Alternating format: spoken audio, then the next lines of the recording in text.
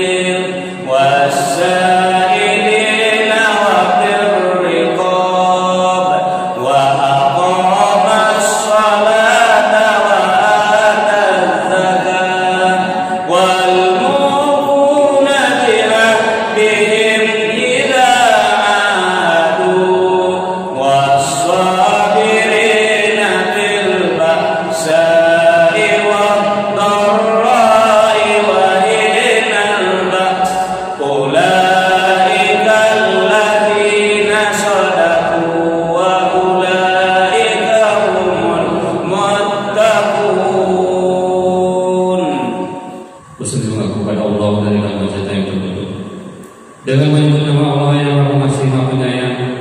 Kebajikan itu bukanlah menghadapkan wajahmu ke arah timur dan ke barat, tetapi kebajikan itu ialah kebajikan orang yang beriman kepada Allah, hari akhir, malaikat-malaikat, kitab-kitab dan nabi-nabi, dan memberi harta yang dicintainya kepada kerabat, anak yatim, orang-orang miskin, orang-orang yang dalam perjalanan atau musafir, meminta-minta dan untuk memerdekakan hamba sahaya yang melaksanakan sholat dan menunaikan zakat, orang-orang yang menepati janji apabila berjanji, dan orang yang sabar dalam kemelaratan, penderitaan, dan pada masa peperangan. Mereka itulah orang-orang yang benar, dan mereka itulah orang-orang yang bertakwa. Baik, bapak-bapak, ibu-ibu jamaah yang dimuliakan oleh Allah, kajian awal masih nomor 2, yaitu mengenai harta. Ingat balik bapak ibu yang dua pertanyaan nanti. Min aina tasabahu wa bima anfaqahu. Dari mana kita memperolehnya atau ba'aca wa mendapatkannya, kemudian dalam hal apa atau pada apa kita membelanjakannya. Nah, kalau orang yang bertakwa, harta yang dicarinya tadi, dia berikan pertama kepada karib kerabat, yang kedua kepada anak yatim, yang ketiga kepada orang miskin, yang keempat kepada ibnu sabil. Malam ini kajian kita kepada sa'ilin, peminta-minta. Sebut tanya kepada bapak ibu, lain ada baragi ke orang meminta, lain capek sasaran atau indah. Dan kalau tidak capek sasaran, awak ikut menghancurkannya. Kalau tidak capek sasaran, kalau tidak capek sasaran, ya alhamdulillah. Makanya kajian awak malam ini tentang sa'ilin, tentang masalah meminta. Yo ada orang yang meminta ke awak, lalu awak lagi, iyo lagi capek sasarannya atau enggak. Mari kita lanjutkan dulu kajian awak. Tapi bapak ibu, ingat, yang memberi kepada orang yang meminta ini pekerjaannya orang-orang yang bertakwa, ya. Wa atal mala ala hubbihi zawil qurba wal yatama wal masakin wa ibnas sabil wasailin. Mari kita lanjutkan bapak ibu dengan surat Az-Zariyat, surat yang ke-51 ayat 15 sampai 19. Bismillahirrahmanirrahim. Innal muttaqina fi jannatin wa uyun. Akhirina ma atahum rabbuhum. Innahum kanu qabla dhalika muhsinin. Kanu qalilan minal laili ma yahjaun. Wa bil ashari hum yastaghfirun. Wa fi amwalihim haqqul lis-sa'ili wal mahrum. Sesungguhnya orang yang bertakwa berada di dalam taman-taman surga dan mata air. Mereka mengambil apa yang diberikan Tuhan kepada mereka. Sesungguhnya mereka sebelum itu di dunia adalah orang-orang yang berbuat baik. Mereka sedikit sekali tidur pada waktu malam. Dan pada akhir malam mereka memohon ampunan kepada Allah. Dan pada harta benda mereka ada hak orang yang meminta dan orang yang tidak meminta. Jadi Bapak Ibu jamaah yang dimuliakan oleh Allah, di orang-orang bertakwa itu akun tanda-tandanya Bapak Ibu. Diperhatikanlah dari ayat Sa'ad Balik, innal muttaqina fi jannatin wa uyun. Sesungguhnya orang-orang bertakwa itu nanti berada di dalam surga, dan di dalam surga itu penuh dengan mata air. Akhizina ma ata rabbuhum, mereka mengambil apa saja yang diberikan Allah kepada mereka. Kenapa? Innahum kanu qabla dzalika muhsinin. Karena sesungguhnya mereka dahulu ketika di dunia adalah orang yang berbuat ihsan, orang yang berbuat baik. Macamnya kanu qalilan minal laili ma yahjaun. Mereka sedikit sekali tidur pada waktu malam karena dia berbuat baik kepada Allah. Kalau Nabi pernah ditanya Bapak dan Ibu oleh malaikat, ya Muhammad, akhbirni anil ihsan. Wahai Muhammad, kasih tahu aku apa itu ihsan. Dijawablah Nabi, anta'budallaha ka'annaka tarahu wa illam takun tarahu fa innahu yaraka. Engkau sembah Allah seakan-akan engkau melihat kepadanya, dan kalau tidak bisa melihat kepadanya, berkeyakinanlah Allah itu melihat kepada kita. Makanya salat malam Nabi luar biasa. Nah, tengah malam siapa yang menjadi awal sholat? Kalau 5 kali sehari semalam masih ditonton, ada orang baru dilihat, ada orang mungkin bisa-bisa ada unsur-unsur yang lain dalam diri awal. Dan kalau sholat malam berapa bilang loh sadonya, tapi di saat itulah kita rajin bermunajat kepada Allah, itu tanda orang yang ihsan kepada Allah. Kemudian apa lagi? Nah, berbuat ihsan kepada dirinya. Wa bil ashari hum yastaghfirun. Tanda juga baik kan dalam dirinya di waktu sahur ini minta ampun kepada Allah supaya dirinya jangan berdosa. Kemudian berbuat ihsan kepada orang lain, apa itu? Wa fi amwalihim haqqul lis-sa'ili wal mahrum. Di dalam harta mereka ada hak orang lain diminta atau tidak diminta. Komentarnya bapak-bapak, ibu-ibu tadi, kalau ada orang datang ke awak meminta lain bagi hendak lain kata awak, tapi sasaran itu hendak. Jadi enggak satunya peminta yang mesti dari istana. Cuma kalau awak kaji selanjutnya, nama boleh meminta, nama ada hak nyurewat dan patut dia. Lanjut dulu bapak ibu ya, lanjut dulu ya. Surat Al-Ma'arij, surat nangka 70 ayat 9 balik sampai 25. Bismillahirrahmanirrahim. Innal insana khuliqa halu'a idza massahu syarru jazu'a wa idza massahu al-khairu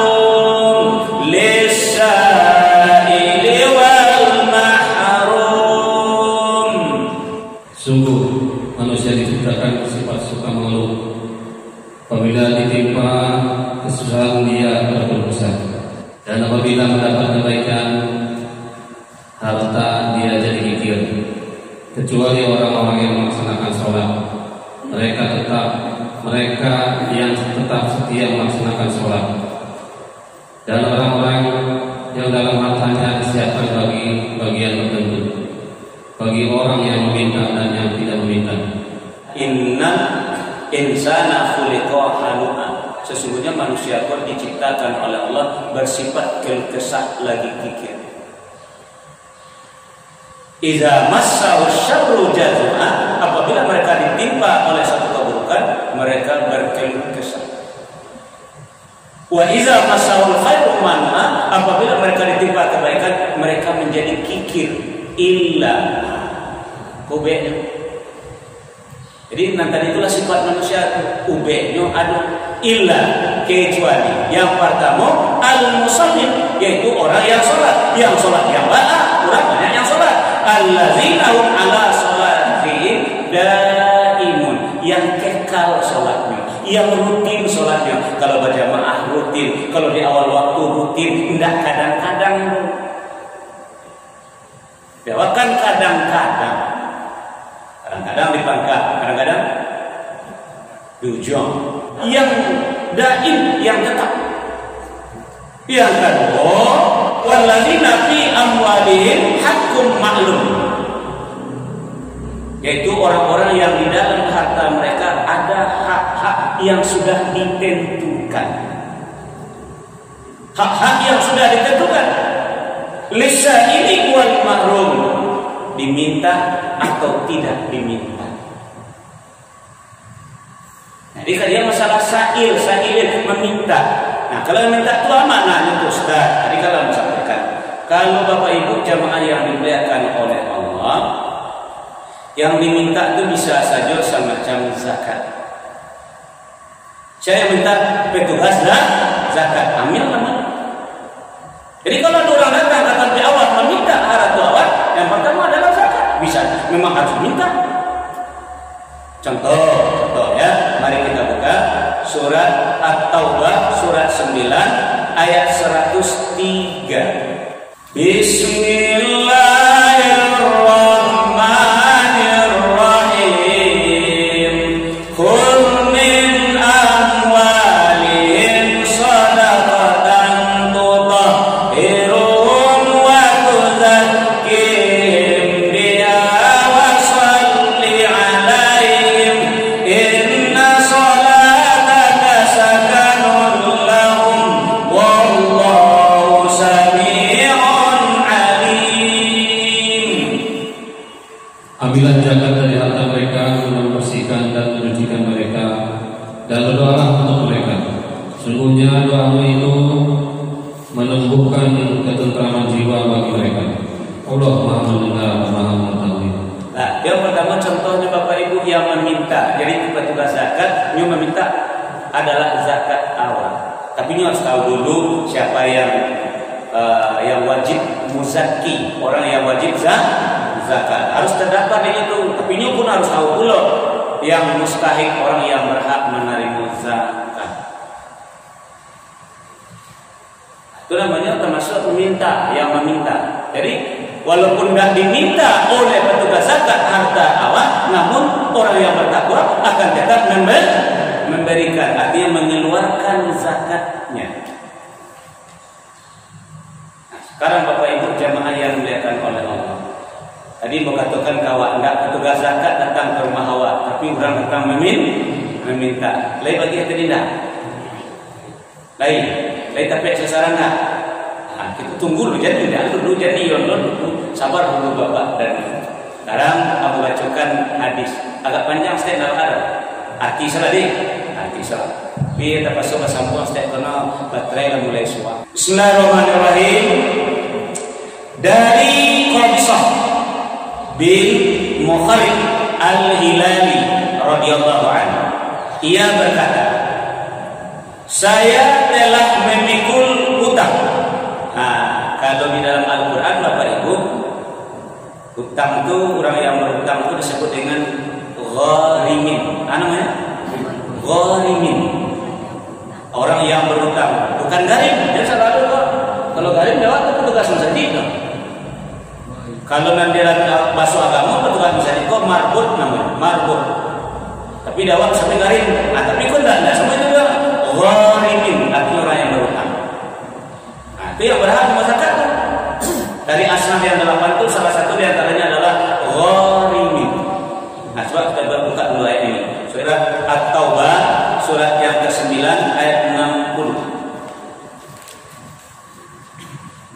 Bismillahirrahmanirrahim. Innamas shadaqatu lil fuqara'i wal masakin wal 'amilina 'alaiha wal mu'allafati qulubuhum wa fir riqabi wal gharimina wa fi sabilillahi wa ibnis sabil fariidatan minallah wallahu alimun hakim.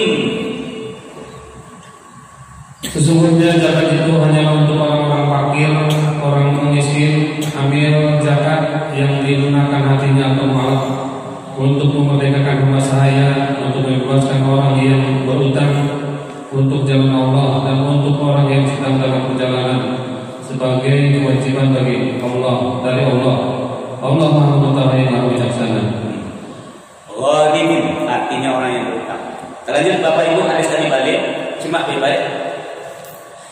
Jadi kata Qabisah bin Mukharrik al-Hilali, katanya saya telah memikul hutang. Hutangnya Bapak Ibu enggak untuk pribadi, untuk mendamaikan orang yang dalam persengketaan. Kalau dewa istilahnya siko mungkin perkelahian antar kampung, lalu diadakan pertemuan harus membatai kambing dari mana putih cari lalu berutang dulu gitu kamu.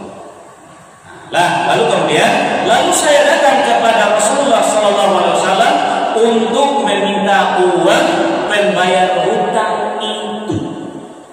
Beliau menjawab, kata Nabi kepada Qabisah tadi, tunggulah di sini sampai datang kepada kami sedekah atau zakat. Tunggulah di sini sampai datang kepada kami sedekah atau zakat. Nanti kami suruh memberikannya kepada engkau. Lalu Nabi bersabda, wahai Qabisah, ya Qabisah, innal mas'alata la tahillu illa li ahadi salasah. Wahai Qabisah, sesungguhnya meminta-minta itu tidak halal. Amanah itu. Tidak halal amanah itu. Cuma kemudian tadi apa Bapak Ibu TKP alamat tidak ikuti kaji ya, insyaallah. Wahai Qabisah, sesungguhnya meminta-minta itu tidak halal kecuali salah satu dari tiga. Illa li ahadi salasa. Yang pertama, orang yang menanggung beban. Yang pertama adalah orang yang menanggung beban. Rajulun tahammalu hamala. Orang yang menanggung beban. Misal Bapak Ibu kayak kamu tadi utang. Yang kedua ada beban yang lain namanya dia. Apa tuh dia? Denda. Misal Bapak ya, ambo kan membotot. Lalu malam pakai cara awak malam sakit matu, ya muncul sepanjang hari malam sakit matu. Talalulah anak orang diambo tagili anak orang diambo lalu mati atau meninggal. Lalu orang yang punya keluarga anak tadi yang bilang tadi, alhamdulillah lainnya namun memaafkan ambo. Artinya tidak dituntut hukum kisos, hukum pembalasannya nyawa. Jadi tidak dituntut hukum kisos sudah lain memaafkan ambo. Tapi dalam Islam ambo yang diberi maaf wajib membayar diat atau denda. Lalu Bapak Ibu barang meminta 50 juta. Sementara aku tidak berhenti sebanyak itu dong. Pikir aku cuma 10 juta, itulah banyak pikir aku dan tua. Akhirnya mana supaya kau bisa aku baik, gua mintalah kepada bapak-bapak ibu-ibu umpama itu boleh. Itu balik malang sejauh matuk tadi. Bapak-bapak, ibu-ibu kata bukan deh, kamu kini dapat musibah kini ada anak orang tadi dia udah mau mati, bikininya meminta denda sebanyak 50 juta, itu ambo 10 juta, ada bisa bapak-bapak, ibu-ibu membantu ambo kok. Ayolah kami kumpul sekitar seorang ustaz, kami itu kan mengaku nama tadi, meminta, insya Allah dibolehkan dalam Islam, atau meminta dalam arti mendamaikan orang yang antara dua kelompok yang sedang bersengketa untuk biaya untuk operasionalnya, lalu dimintakan juga boleh. Itu yang pertama. Nah, maka boleh baginya, kata Nabi, maka boleh baginya untuk meminta sampai ia mendapatkan sekedar yang dia butuhkan. Jadi kalau ada yang dibutuhkan, setelah itu berhenti dan tidak meminta-minta lagi. Satu. Dan yang kedua, orang yang hartanya habis karena tertimpa bencana. Contohnya, kebakaran, galodo, banjir. Itu di antara contohnya. Dia diperbolehkan baginya untuk meminta sampai ia mendapatkan harta yang bisa menopang hidupnya, bukan membalik saluran hilang, tidak, sekedar untuk mengembalikan kehidupan balik untuk bisa kembali berusaha. Itu yang kedua, boleh meminta. Jadi kalau ada rumah orang terbakar lalu dia ada orang di jalan untuk minta, silahkan dikasih.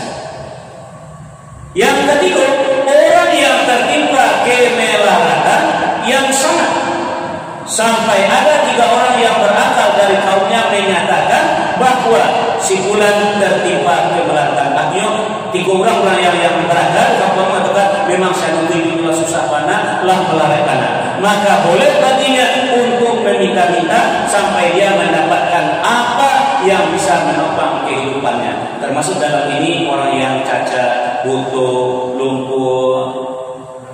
Tadi melarat ini membutuhkan payah. Nah, adapun ingat, ini perlu Bapak perhatikan, adapun meminta-minta selain itu, wahai kaum Islam, haram hukumnya. Orang yang memakannya telah memakan harta haram.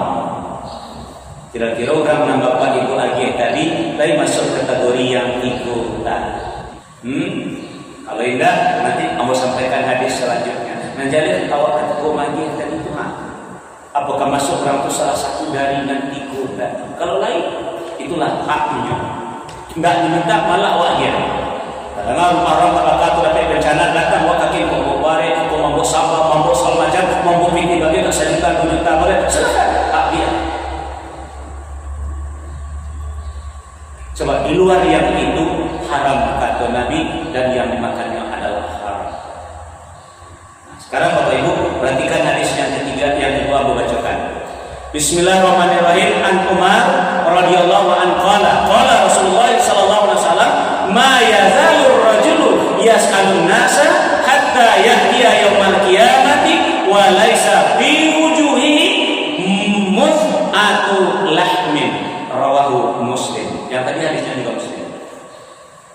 Dari Umar radhiyallahu anhu yang berkata, Rasulullah SAW bersabda, seseorang yang selalu meminta-minta kepada orang banyak, nanti dia datang di hari kiamat sedang di mukanya tidak ada daging sedikit pun. Ya, bagaimana orang? Dia orang yang rajulnya meminta-minta tadi itu, nanti dari kiamat datang menghadap Allah di muka tidak ada daging seperti Allah kalian. Makanya bertanya kepada bapak dan ibu tadi, lain pakai alamat atau indah?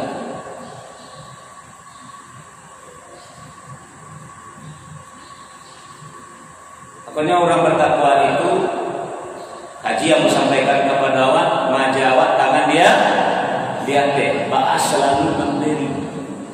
Jadi jangan berpikir awak meminta. Kalau meminta, lah jadi profesi itu dia awak meminta dari luar. Makanya Bapak Ibu nanti menghadap kepada Allah dari kiamat besok dalam keadaan muka dan badan yang seperti awak dulu.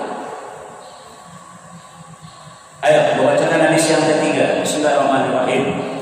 An Abi Hurairah radhiyallahu anhu qala Rasulullah sallallahu alaihi wasallam man sa'ala an-nasa amwalahum tajassuran fa innama yas'alu jamran falyastaqillan aw liyastakthir.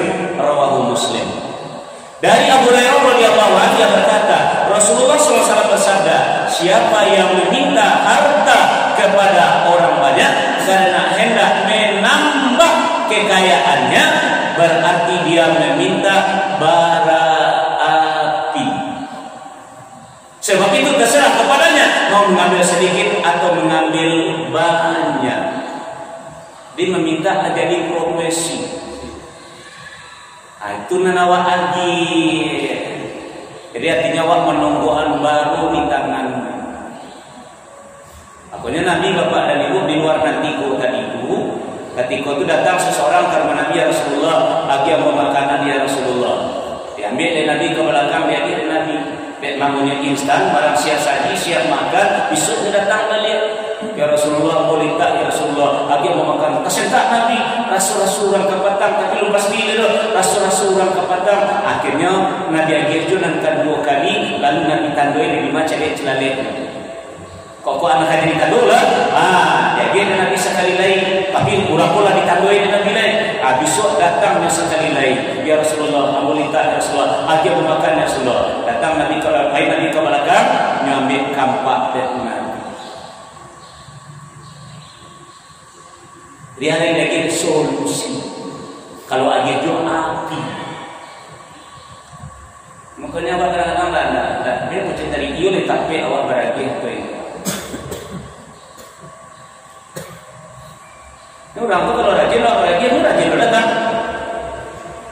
Baik berkembang dapat ibu nak tetangga ada orang-orang pengen bisnis di sana tak minta dia kembali tempat dia buat dah Ustaz kecilnya itu nyupai menyetor kembali banyak Ustaz. Ini melakukan kekayaan lalu meminta untuk menambah kekayaan tadi. Itu baru api. Lain bisa Bapak dan Ibu Rasulnya mencari solusi. Katakan rumah makan cari terbaik. Upah mau bawa makan pagi lah mereka begini. Habis datang balik. Ikut orang barunya. Kalau dia kita datang balik lah. Habis datang balik. Adi mawa tinggal. Adi mawa semacam bagi. Ini nama kerja sikol. Awak juga yang kerja sikol sudah digoleh tak jadi apa?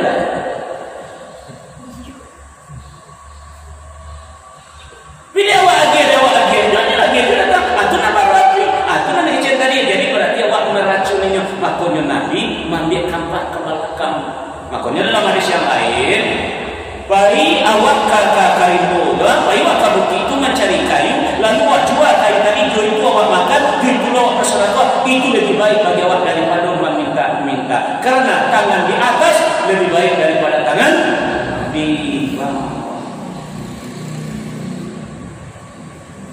Makanya bapak-bapak ibu-ibu, kalau yang nomor yang tiga tadi itu salah satu dari yang tiga tadi, kalau datangnya meminta kepada awak itu harus awak agih. Indah memintanya pun harus diagih. Tapi hati-hati bapak ibu terhadap orang yang minta-minta, walaupun yang nama saja meminta. Coba buka surat Ad-Duha, surat 93 ayat 10. Bismillahirrahmanirrahim.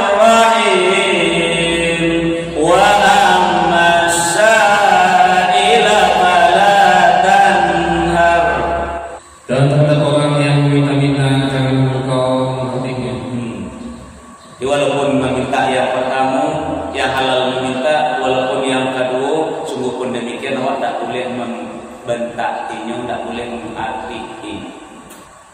Mencarunya kira cara Nabi tadi, walaupun tak boleh meminta-minta kau, haram nak dimakan, tapi yang tak boleh kasarnya lo carikan jalan keluar. Tawarkan kepada mereka pekerjaan, anak mungkin. Di mana tinggal nak kos lah tinggal banyak sawah boleh kau sawah lo harap hanya nggak kena muahnya cair lah bapak itu bisa nanti boleh tu dia itu baru api itu nama dia tu. Jadi aku tadi tak ada kalau dalil bagi dalil dapat apa di semua baca nanti sudah tahu kok bila di sini itu ini jadi awak harus tahu dulu apa itu sahilin orang yang minta-minta. berhubung karena waktu lemah solo, Bapak Ibu jamaah yang dimuliakan oleh Allah, itulah kajian awal pada hari ini.